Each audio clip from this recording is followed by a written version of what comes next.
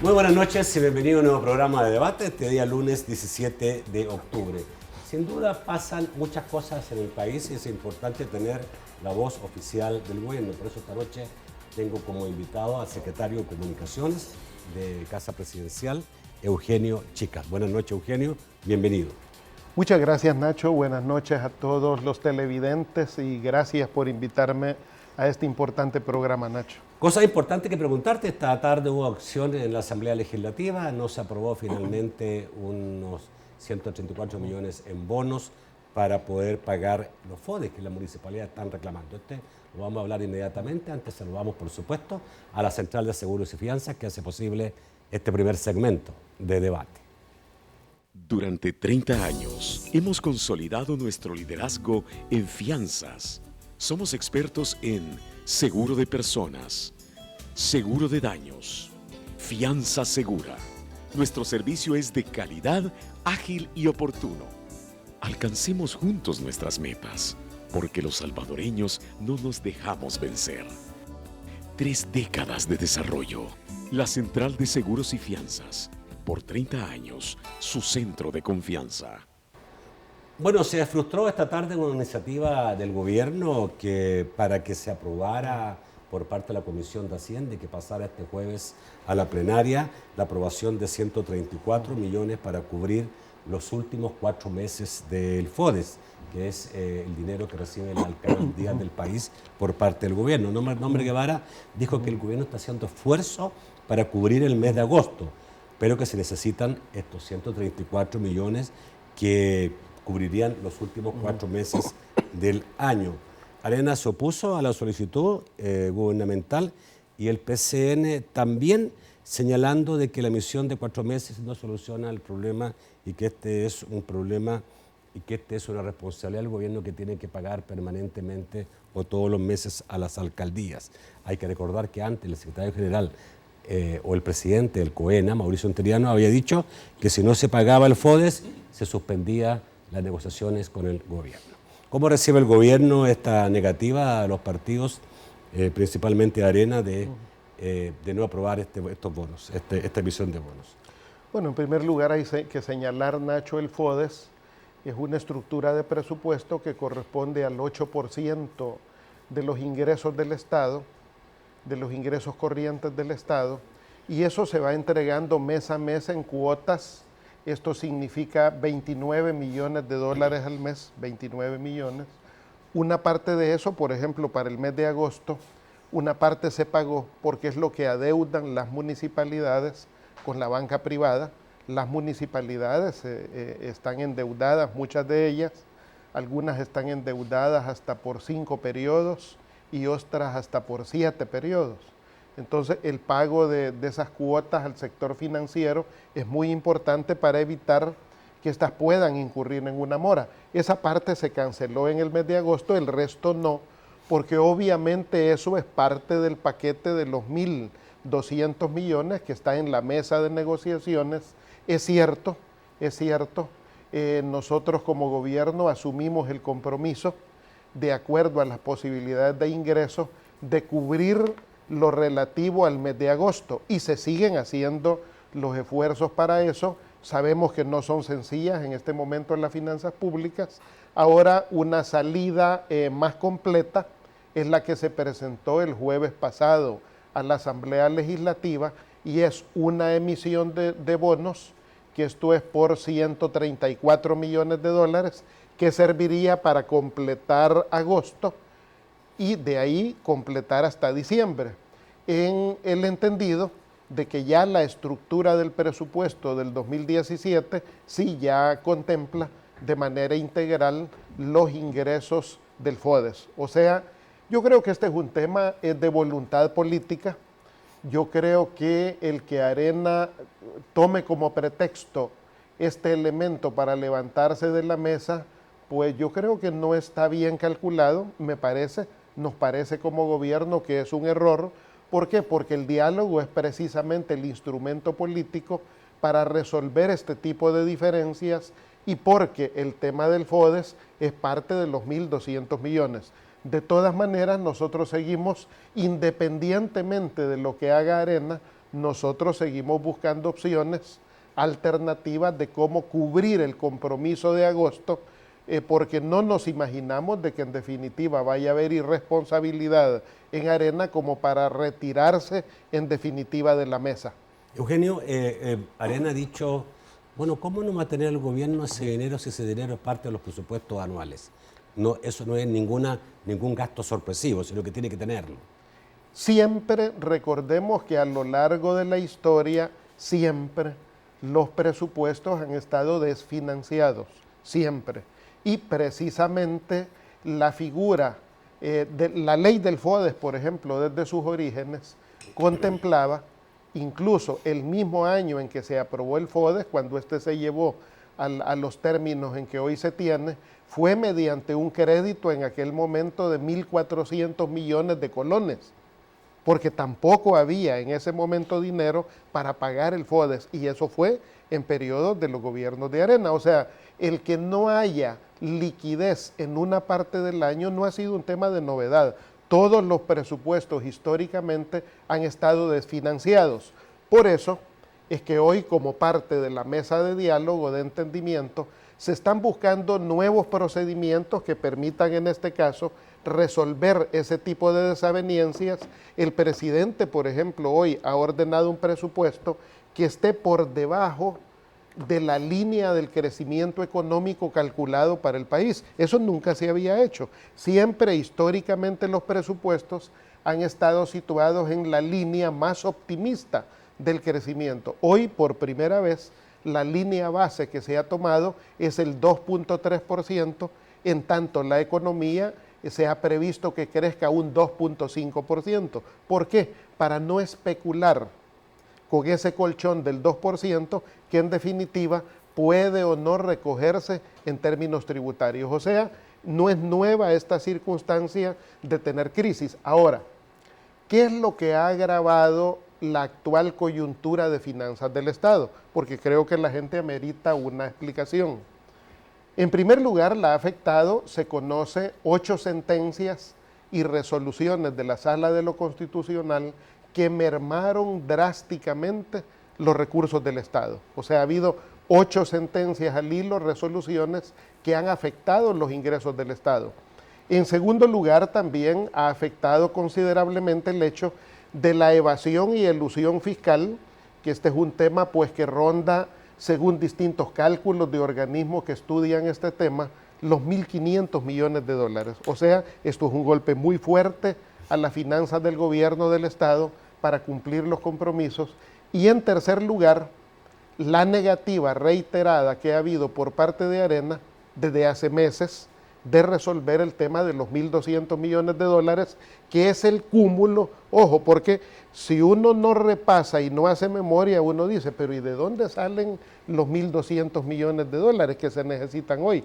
Salen de los 900 millones Sí. que derrumbó la Sala de lo Constitucional y que luego fue acumulando con los déficits de este año, porque eso lo venimos arrastrando desde el año pasado. Entonces, esas son las causas que han generado esta coyuntura. Te voy a volver un poco a lo que estábamos inicialmente y vamos después a volver a este tema de presupuesto, pero hoy leía que del total de alcaldías, que son 250, 260. 262. Habían 150 alcaldías que estaban en serios problemas por no recibir el pago del FODES. Incluso se decían que algunas estaban sin la capacidad de pagar a su personal y que habían ya protestas en varias alcaldías de sindicalistas de diferentes municipios que no estaban trabajando. Así de grave está. ¿Qué información tiene el gobierno? Así de grave está. Así es de grave eso. Y yo no quisiera pensar, nosotros no quisiéramos pensar que la situación a la que se quiere llevar a las municipalidades sea la misma situación a la que se quiso llevar el sistema de pensiones, que es a un impago. O sea, por ejemplo, con el sistema de pensiones sabemos de que llegó el límite a la primera semana de octubre, donde debíamos de pagar imperiosamente 171 millones de dólares, 71 millones de dólares que se le adeudaba, en este caso, a las AFP, que son las que han venido contribuyendo con ese sistema. El día de la plenaria y cuando ya Arena se había comprometido a dar los votos por esos 71 millones, Arena retrocede y dice no. Primero vamos a examinar la propuesta de presupuesto y después de analizar el presupuesto 2017, entonces vamos a valorar estos votos. Nos pusieron en una situación difícil, pero el presidente de la República, que siempre está buscando opciones, buscando alternativas, y ha sido preocupación del presidente de la República que ningún pensionado se quede sin su ingreso. Por lo tanto, había una opción, una alternativa que fue reformar la ley del FOP y eso permitió salvar esa coyuntura. Hoy tenemos una nueva coyuntura. La coyuntura es el tema de las municipalidades. Okay. Y entonces, en ese sentido, nosotros no quisiéramos pensar que la estrategia sea llevarnos al límite del impago en materia del FODES. Okay. Nosotros estamos buscando opciones, pero yo creo que debe de haber seriedad política en ese término. Creo que lo expresado por el señor Interiano de decir que se retira del diálogo si no se resuelve el FODES, desde nuestra perspectiva no está bien. ¿Por qué?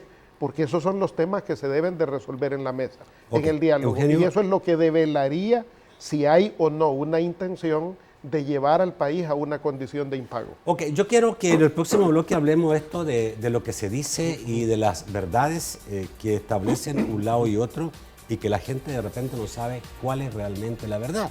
Por un lado, tú dices, por ejemplo, si no hubiéramos logrado 71 millones, no se hubiera podido pagar a los pensionados. Asafondo ha dicho que eso es totalmente falso, que no es así, como varias otras cosas que se dicen permanentemente. Después de esto vamos a hablar de las verdades, cuáles son las verdades, la verdad del gobierno y qué tanta verdad a juicio de ustedes tiene la contraparte. Pero voy al corte y vuelvo rápidamente.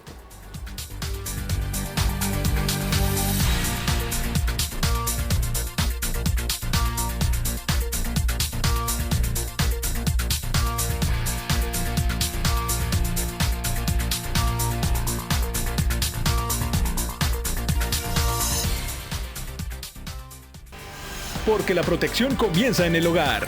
Consejo Nacional de la Niñez y la Adolescencia, CONNA. Ya regresamos. Esos ojos que te enseñaron el verdadero amor no están solos. Están conectados con cada célula de su cuerpo. Pero, ¿sabías que ellas dependen de una buena proteína para un óptimo desarrollo? Por eso Nestlé presenta OptiPro, una proteína de calidad superior que ayuda desde cada célula a construir bases más sólidas para un desarrollo óptimo y un futuro brillante. NAN OptiPro 3 Crecimiento. Ahora puedes hacer aún más para toda su vida. Conoce más sobre las proteínas con Nestlé. Comienzo sano, vida sana. Nunca dejaré de aprender. Seré la inspiración para muchos. Si pude emprender mi negocio, me va a escuchar el mundo entero. Estamos dispuestas a cambiarlo todo, pero no vamos a cambiar lo que somos. Somos niñas y con educación somos imparables. Únete con $10 mensuales y apoya la educación de las niñas. Hay cosas que vale la pena que regresen. En Excel Automotriz vamos a regresar a los precios de antes. Vienen los precios retro de Excel Automotriz. Los precios más bajos del año en todos los modelos de nuestras marcas: Toyota, Hino, Chevrolet, Mitsubishi, Fuso, Kia y BMW. El carro de tu marca favorita desde 0% de prima. Los carros de hoy con los precios de antes en Excel Automotriz. Por ser niña, es un movimiento mundial liderado por Plan Internacional en 70 países. Hazte socio ahora, con $10 mensuales. Teléfono 2562-1310. Continuamos.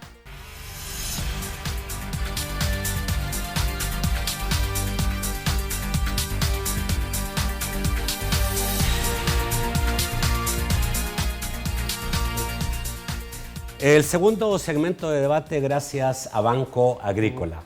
Banco Agrícola, juntos por una banca más humana. En la empresa tenemos un compromiso con quienes nos acompañan en los retos de cada día. Porque trabajando juntos, hacemos posible una mejor vida para todos. Tenemos un aliado en este propósito, que nos brinda soluciones y asesoría oportuna. lo que nos permite ser más eficientes y desarrollar comunidades productivas, capaces de transformar positivamente a la sociedad y al país. En Banco Agrícola, conectamos a las empresas con nuevas posibilidades para que juntos construyamos un mejor país. Banco Agrícola, juntos por una banca más humana. Bueno, cerramos el tema FODES porque me parece sumamente importante. Me llama la atención que estén reclamando las municipalidades que no pueden pagar sueldos porque no se le ha pagado el FODES, pero el FODES no está hecho para pagar sueldos, está solamente para pagar proyectos. El FODES fue concebido para el desarrollo en una visión más integral. Sin embargo, el escaso desarrollo de las municipalidades, hay municipalidades que difícilmente pueden juntar lo necesario para sostener su planilla. Por otro, hay municipalidades sumamente endeudadas. Por ejemplo, las municipalidades juntas acumulan una deuda en estos momentos que ronda un poco más de 800 millones de dólares. Eso es alto. Entre todas es bien alto. Y por otro, hay muchas de ellas, el 75% de municipalidades están endeudadas ya hasta por 5 periodos próximos, o sea, por 15 años. Es el momento, hoy que se está hablando de acuerdos, de arreglar este asunto en las municipalidades, porque si están a ese nivel de endeudamiento, y sobre todo endeudamiento a 5 periodos más, sí, va a llegar a estrangularse. Y algunas tienen hasta 7 periodos de endeudamiento de aquí en adelante, o sea, quien llegue a gobernar en los próximos periodos no tiene margen de maniobra. Entonces yo creo que esto motivará a una discusión estratégica también sobre la sostenibilidad municipalista, y en esto, por ejemplo, yo creo que uno de los temas que el país debe de reflexionar es lo que se hace en la mayoría de países, y es que el impuesto predial sea, por ejemplo, la manera de lograr la sostenibilidad municipal. Pero creo que esos son temas precisamente, y no son temas que nosotros hayamos introducido como gobierno, no, tan siquiera lo hemos propuesto. Ha sido el propio Fondo Monetario el que está poniendo en la mira un recurso que tiene la mayoría de países de América Latina, la gran mayoría de esa manera se sostiene.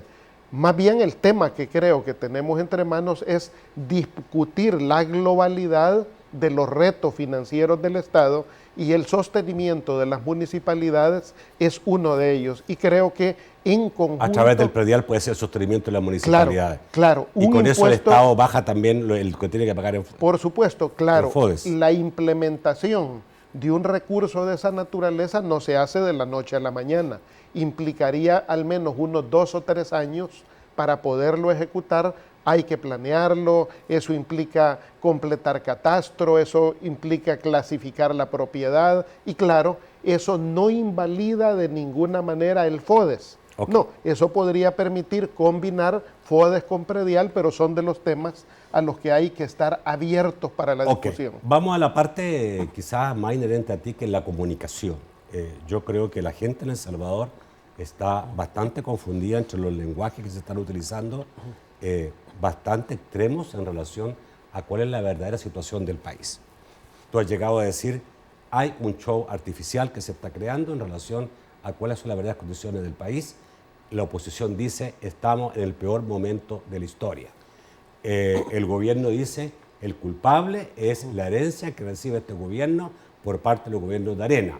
Arena dice, el problema es la incapacidad y la corrupción de este gobierno. ¿Dónde está la verdad de todo esto? Uno dice, y la gente, digamos, dice, bueno, ¿y qué es lo que está pasando en el país? Bueno, ¿qué es lo que ocurre en el país?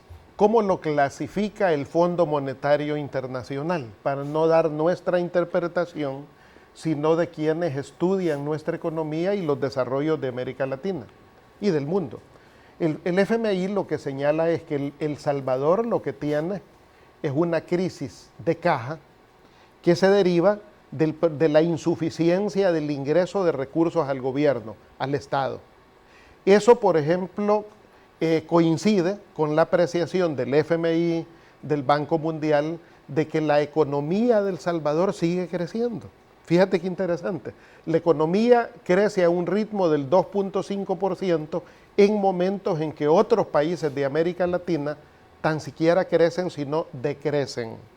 Punto 1. Punto 2, se han incrementado nuestras exportaciones hasta en un 5%, nuestro turismo se ha incrementado en un 5.5%, las remesas se han incrementado en más de un 6%, o sea, bueno, la estabilidad, por ejemplo, de lo que significa la inflación, estamos por debajo de un dígito, se mantiene bien abastecidos nuestros mercados, la canasta básica sostiene los precios de sus productos, entonces, por eso los organismos señalan, El Salvador tiene una estabilidad macroeconómica, lo que tiene es un problema de liquidez. ¿De dónde deriva el problema de liquidez? ¿Cómo se entiende este problema de liquidez? Porque la oposición inmediatamente va a decir, no, nadie está diciendo que el país está muerto, el país está viviendo. Y está creciendo. Y está respirando bien. Pero hay un problema, digamos, de malgasto, hay un problema de corrupción, dice la oposición. Bien, ¿en qué consiste el problema? En el ahogamiento económico al gobierno, por eso te señalaba. Por ejemplo, ¿cuánto más desarrollo estarían generando muchos proyectos? Por ejemplo, la oposición, Arena, nos tiene entrampados en estos momentos 495 millones de dólares de créditos que son para 30 millones para Ciudad Mujer, para 3 proyectos de Ciudad Mujer. Fíjate, Ciudad Mujer, que es laureado por Naciones Unidas, que viene Honduras, ve el proyecto, le encanta y ya lo creó allá. Viene Dominicana, ve el proyecto y dice maravilla, se lo llevó para Dominicana. Vino Paraguay, vio lo bueno del proyecto y también se lo lleva, y Naciones Unidas. Y Arena dice no a 30 millones para generar este proyecto. Pero hay gente que dice, el país no puede endeudarse en nada mientras estemos en la situación actual, porque si nos endeudamos más, nos estrangulamos. Claro, si es que no les interesa que el país endeude a quienes tienen sus problemas resueltos. Pero, por ejemplo, para esos miles de mujeres que se están capacitando, que se están formando, que tienen oportunidades de empleo a partir de la formación que les da Ciudad Mujer, la perspectiva es diferente. Estamos hablando de 170 millones de dólares para construir 2 hospitales, un nuevo hospital Rosales y un nuevo hospital en la región norte. Eso aporta al desarrollo, Nacho, porque también te quiero decir que quienes objetan eso, el 75% de la deuda que estamos pagando este año es de la deuda que nos dejaron los gobiernos de Arena y tenemos que pagarla y es una responsabilidad del Estado. Pero eso no es normal porque el día de mañana a lo mejor 3 gobiernos más van a decir estamos pagando la deuda del FMLN. Es normal que paguen la deuda atrasada, ¿no? Por eso es que debemos de construir un entendimiento país y Arena no se debería de desentender porque las manchas que estamos encontrando en el camino son las que ellos dejaron en sus gobiernos, en sus 20 años de gobierno.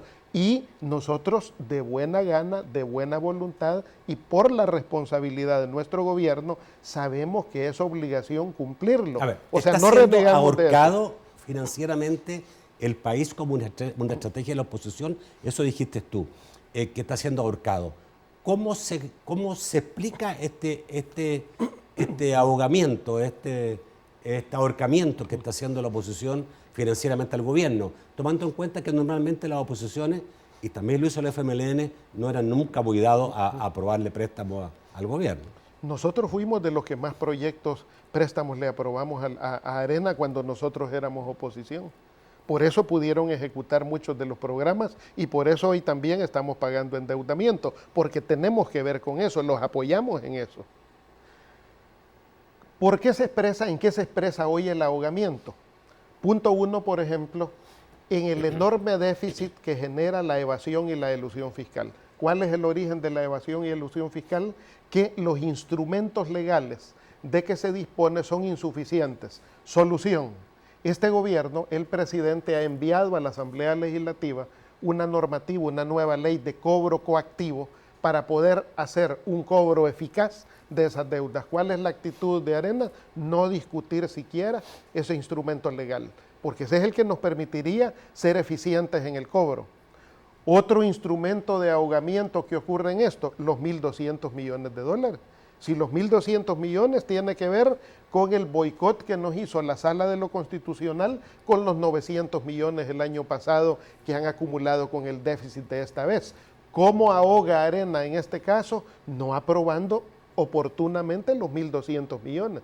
Entonces, por eso yo creo que la instalación de una mesa de diálogo, de entendimiento, es útil para el país. O sea, el país no puede seguir por esta ruta ni del entrampamiento, ni del tensionamiento. Urge tomar acuerdos. En esa dirección, por ejemplo, la instalación del mecanismo de diálogo con las 4 mesas es un mecanismo idóneo. En primer lugar, una mesa que se dedique al tema fiscal, que es donde se discute los 1.200 millones a cambio de la ley de responsabilidad fiscal. Y nosotros como gobierno estamos de acuerdo y hemos avanzado. Y por eso nos ha extrañado que hoy que hemos avanzado en la ley de responsabilidad fiscal, Arena retroceda.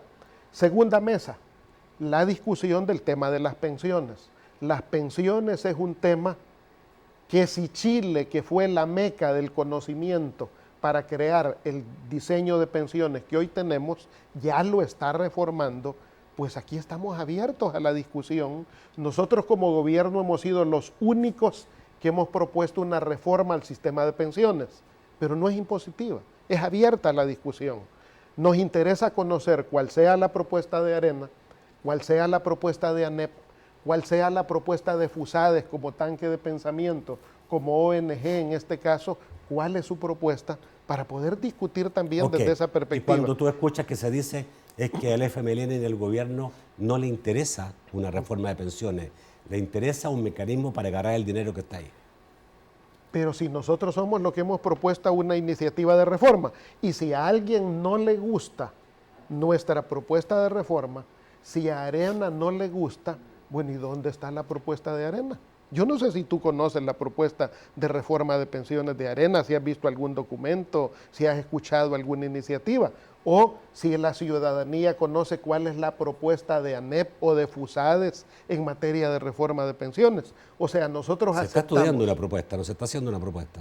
Sí, pero ¿desde hace cuánto? Si nosotros hace meses pusimos la nuestra.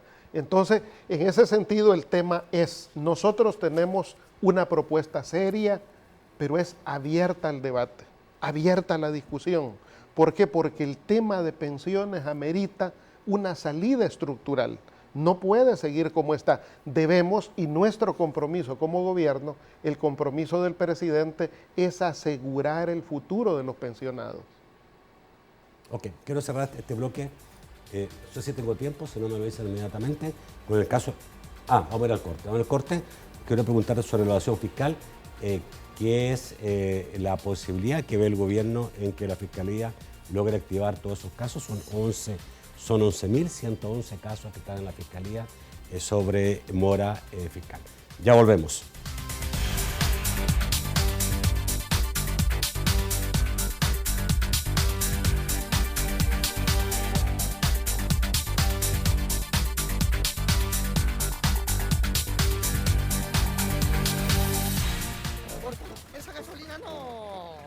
Los que sí saben de combustible huyen de la mala calidad. Por eso todos quieren ir a Alba Petróleos, porque solo nosotros podemos decir con orgullo que somos calidad 360. Desde la extracción, su refinación y traslado, su almacenaje, hasta que servimos el mejor combustible. Y cada etapa es controlada doblemente. Por eso, los que sí saben de combustible no aceptan otro. Alba Petróleos. En solo 2 años hemos avanzado en CEPA. En el aeropuerto Monseñor Romero hemos instalado nuevo sistema de radar, calle de rodaje hacia hangares, nueva sala de despedida. Estamos modernizando. Nueva terminal de pasajeros en Aeropuerto Internacional de Ilopango. Creación del Museo del Ferrocarril. En el puerto de Acajutla, equipamiento y nuevo sistema inalámbrico de monitoreo.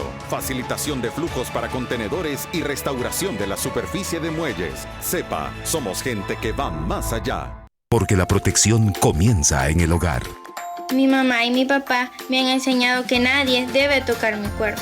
Les pido permiso a mis papás para salir a jugar y siempre les digo a dónde voy y con quiénes estoy. Mis papás siempre trabajan mucho, por eso cumplo con mis deberes de la casa y de la escuela.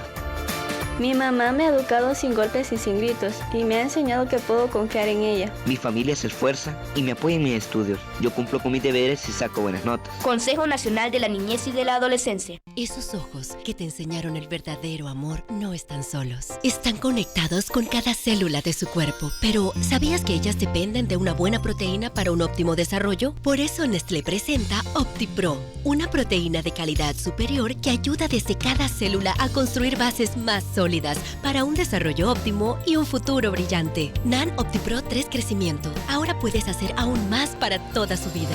Conoce más sobre las proteínas con Nestlé. Comienzo sano, vida sana. Porque la protección comienza en el hogar. Consejo Nacional de la Niñez y la Adolescencia, CONNA, te invita a continuar con Debate con Nacho Castillo.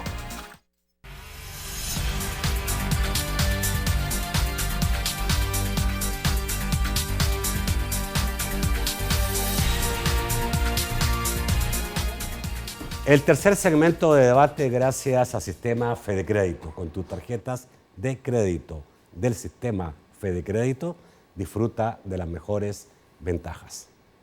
Todos mis días son diferentes, pero todos tienen algo en común. Y es que cuando compro algo que me gusta, yo prefiero pagarlo con mi tarjeta de crédito del Sistema Fedecrédito, porque con ella disfruto de increíbles descuentos permanentes, promociones en comercios afiliados, y además puedo canjear mis Fedepuntos acumulados por dinero en efectivo. Por todos estos beneficios, siempre va conmigo. A la vuelta de la esquina, estamos donde tú debes estar. Sistema Fedecrédito. Queremos darte una mano. Bueno, a ver, en el caso de la evasión fiscal, el gobierno, eso fue el viernes pasado, si no me equivoco, jueves o viernes pasado, envió a la Fiscalía 11.111 casos de contribuyentes que están debiendo 210 millones y que son aparentemente casos que están prácticamente resueltos. ¿Y qué posibilidad tiene la Fiscalía de realmente tener éxito en esto? Bueno, la Fiscalía es la que tiene por imperio de ley la responsabilidad de diligenciar y salvaguardar los intereses del Estado y bueno, es su responsabilidad. Sería interesante hacerle la pregunta al fiscal porque en ley le corresponde. Es quien salvaguarda esos intereses y debe de ser en este caso garante de poder ejecutar esos procesos. Ya ellos pueden utilizar la presión penal. Y además a él le serviría mucho porque por ahí puede precisamente obtenerse buena parte de los recursos que él demanda. ¿Puede utilizar penalmente, actuar penalmente? Sí, por supuesto, pero por eso la ley de cobro coactivo, que es la iniciativa que se ha propuesto a la Asamblea Legislativa, es lo que nos daría más agilidad en esos procesos. Ok, el país sigue con algunos problemas, los hospitales hoy día, algunos de ellos se mantuvieron paralizados, semiparalizados. Hubo una marcha hoy día desde el Hospital Blum hasta el Ministerio de Hacienda. Siguen exigiendo los escalafones para todos y no como el gobierno ofreció finalmente que hasta los que tenían sueldos hasta $1.500. Hemos visto presiones fuertes, hemos visto que se dejan de dar consulta. Hay, digamos, una situación complicada a nivel salud. A pesar que el viernes pasado el Juzgado Segundo de lo Laboral declaró ilegal las protestas y la reducción de labores. Y hoy día los jubilados de la Fuerza Armada le mandaron el mensaje a los sindicalistas de salud que contaran con ellos en la próxima marcha porque también ellos están en problemas por no pago. ¿Estamos llegando a una situación explosiva? Yo creo que no, Nacho. Yo creo que el tema debe de imperar la racionalidad ya. 7 de esos conflictos en 7 hospitales fueron declarados ilegales y sin lugar por los tribunales respectivos.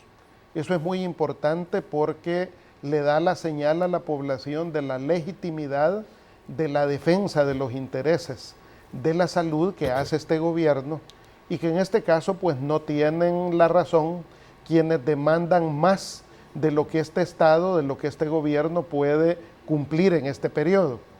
Decirte que la gente debe de recordar que en los periodos de Arena en que se crearon estos escalafones, tan siquiera se cumplieron, Nacho. En aquellos periodos no se cumplieron los escalafones. Esos escalafones se han cumplido en nuestros periodos, en los gobiernos del FMLN, y que en la coyuntura de dificultad de ingresos que tiene el país, es donde tomamos la decisión de asegurar únicamente el escalafón para aquellos trabajadores y trabajadoras que devengan un salario menor a $1,500. Estamos hablando en este caso de cerca del 85% de los trabajadores de la salud, 85%, y que el resto, ese 15%, pues que puede esperar porque no estamos invalidando legalmente el escalafón, sino que estamos explicando la coyuntura de dificultad que vive el país. ¿El gobierno le ha dicho al sector salud que los que no se paguen ahora van a ser pagados después? O sea, no estamos comprometiendo eso. Lo que estamos diciendo, este año, el escalafón que podemos pagar es únicamente... El próximo año. O sea, me refiero al ejercicio fiscal 2017, lo que podemos cubrir durante el 2017 es el escalafón del 85% de los trabajadores de la salud que ganan menos de $1,500. ¿Puede el gobierno incumplir una ley? Esta es una ley, hay una ley del escalafón. No tenemos recursos. Arena no lo cumplió ni en ningún porcentaje en buena parte de su gobierno y no pasó nada, Nacho. O sea, el tema es objetivo, no hay suficientes recursos. Si logramos resolver la elusión y la evasión fiscal, por supuesto que vamos a resolver esos compromisos porque son ley. ¿Cuál es el mensaje a los sindicalistas? En primer lugar, respetar el derecho de la población a la atención en los servicios de salud. Yo creo que eso es muy importante. Es cierto, los trabajadores tienen derechos ganados, pero creo que en este sentido debemos de acudir a la conciencia de los propios trabajadores de que en este periodo de crisis que vive el país debemos de hacer una contribución.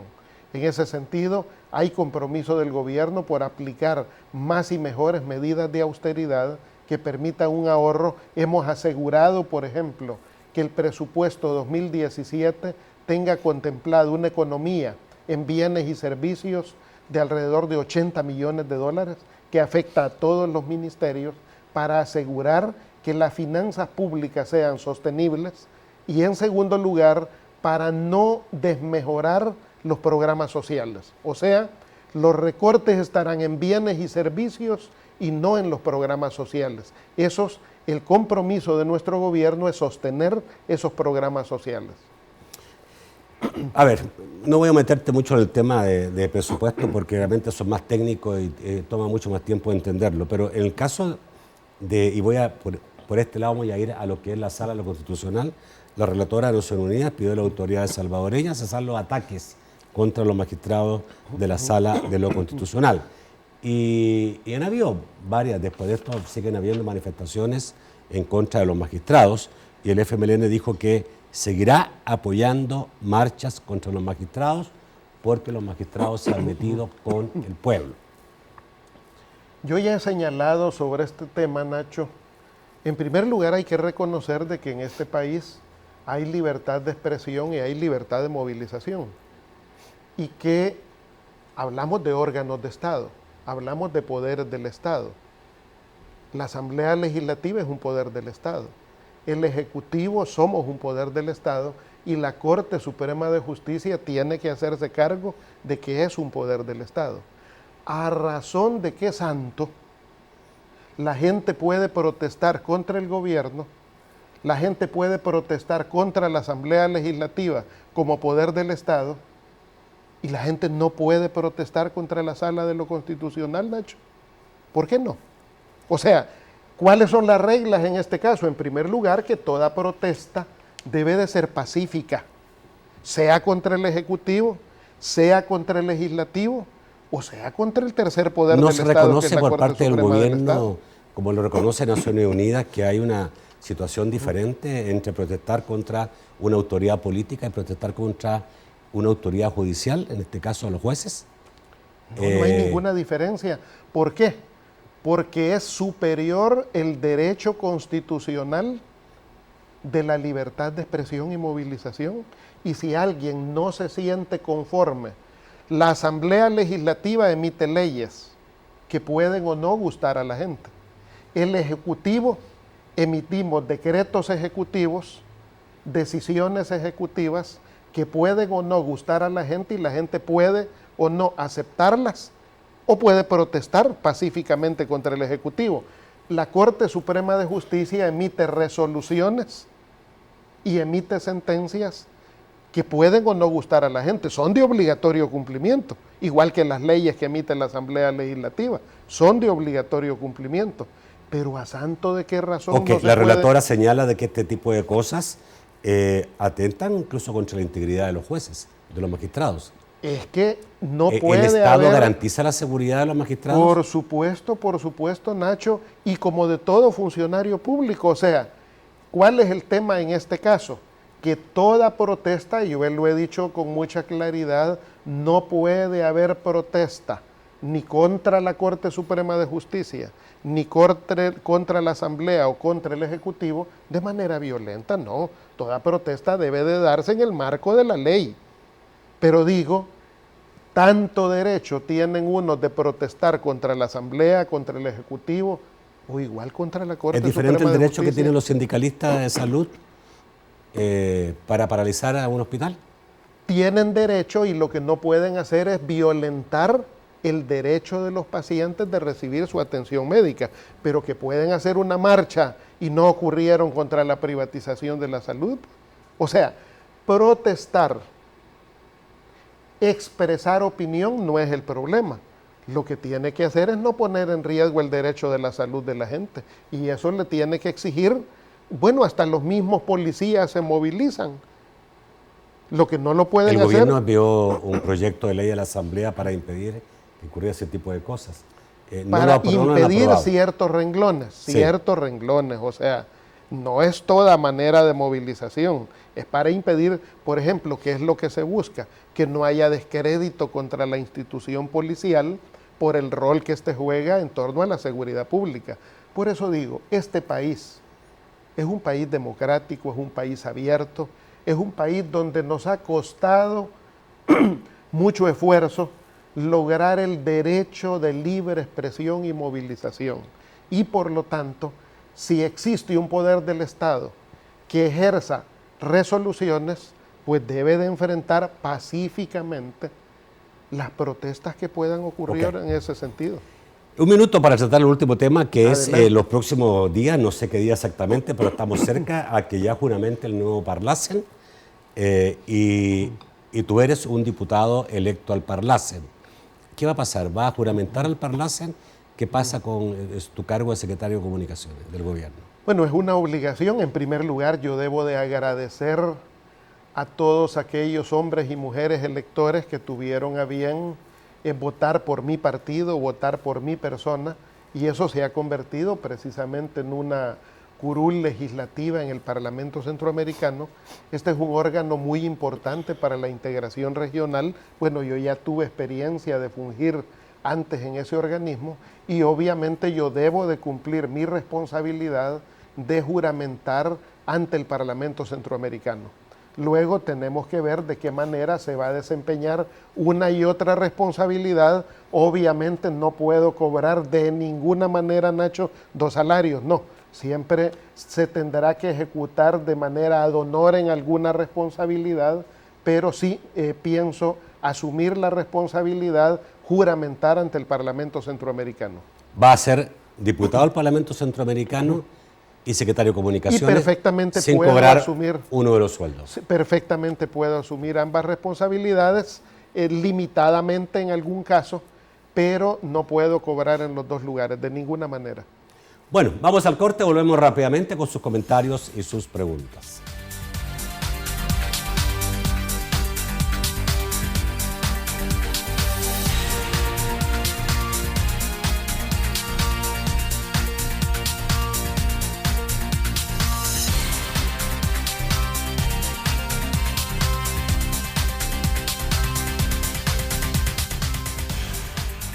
Por ser niña es un movimiento mundial liderado por Plan Internacional en 70 países. Hazte socio ahora con $10 mensuales. Teléfono 2562-1310. Ya regresamos. Durante 30 años hemos consolidado nuestro liderazgo en fianzas. Somos expertos en seguro de personas, seguro de daños, fianza segura, Nuestro servicio es de calidad, ágil y oportuno. Alcancemos juntos nuestras metas, porque los salvadoreños no nos dejamos vencer. 3 décadas de desarrollo. La Central de Seguros y Fianzas. Por 30 años, su centro de confianza. En la empresa tenemos un compromiso con quienes nos acompañan en los retos de cada día. Porque trabajando juntos, hacemos posible una mejor vida para todos. Tenemos un aliado en este propósito, que nos brinda soluciones y asesoría oportuna, lo que nos permite ser más eficientes y desarrollar comunidades productivas, capaces de transformar positivamente a la sociedad y al país. En Banco Agrícola, conectamos a las empresas con nuevas posibilidades para que juntos construyamos un mejor país. Banco Agrícola, juntos por una banca más humana. Nunca dejaré de aprender. Seré la inspiración para muchos. Si pude emprender mi negocio, me va a escuchar el mundo entero. Estamos dispuestas a cambiarlo todo, pero no vamos a cambiar lo que somos. Somos niñas. Y con educación, somos imparables. Únete con $10 mensuales y apoya la educación de las niñas. Ahora la gasolina Plus de Texaco subió de 88 a 91 octanos, el octanaje recomendado para los vehículos en Latinoamérica. Texaco te invita a continuar con Debate con Nacho Castillo.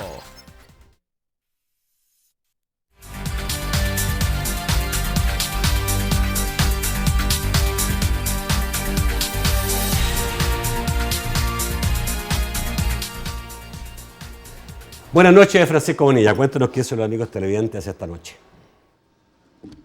Buenas noches, un placer saludarles. Vamos a iniciar con la opinión a propósito de diputado del Parlacen, el secretario Eugenio Chicas. Es Claudia de Ávila, quien es diputada al Parlacen por el Partido Arena, que dice: el FODE sale del gasto corriente del país. La población tiene derecho a saber dónde se ha ido ese dinero. Otro miembro del Partido Arena y también diputado, solo que en la Asamblea Legislativa, Ricardo Velázquez Parker, dice: secuestrar, abortar, mentir, despilfarrar, abandonar a la gente, eso y el FMLN no está bien, dice respecto a las aseveraciones de la participación de Arena en la mesa de diálogo. Dice Jorge Díaz: para los señores de Arena, cualquier excusa es buena para retrasar cualquier negociación. Mauricio Cuellar dice: a 4 meses de emitir 152 millones en bono, incluyendo pago IDFA, ¿por qué no se han pagado los 37 millones destinados al IDFA? Le pregunta. Carlos Noble Castillo dice: el FMLN, desde que era oposición, se queja de la evasión. Ahora que son gobierno, siguen quejándose. ¿Por qué no lo resuelven? Pregunta en específico. Edwin Segura, el periodista de LPG Datos de la prensa gráfica, dice: falso.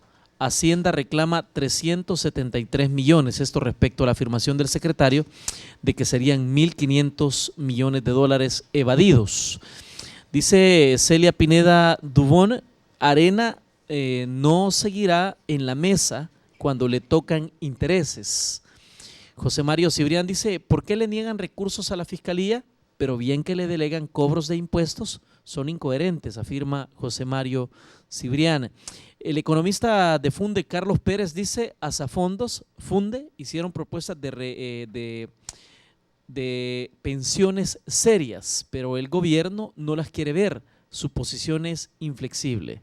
Vamos al estudio para la respuesta del secretario. ¿Por dónde quieren empezar?